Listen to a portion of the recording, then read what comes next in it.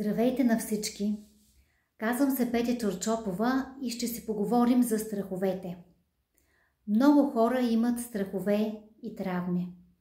Някои са от сегашният ни живот, за други са се проявили, са се породили от наши минали животи, възможно е от живота на нашите предци, тъй като се предават от 7 поколения назад.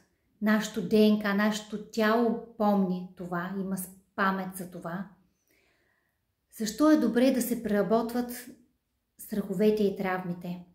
Защото те ни задържат в едно по-ниско енергийно състояние. Те блокират нашият потенциал, нашите възможности. Другото, което е, нашите емоции имат електромагнитен характер и спрямо нашите травми ние привличаме съответният партньор като огледален образ, за да ни покаже още повече кои са нашите травми, а понякога и за да ги отработи. Също така, ние губим енергия в тези страхове.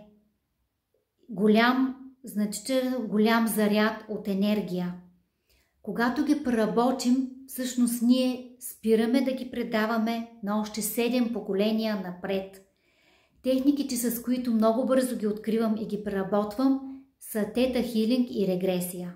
Ако желаете, обадете ми се на Viber.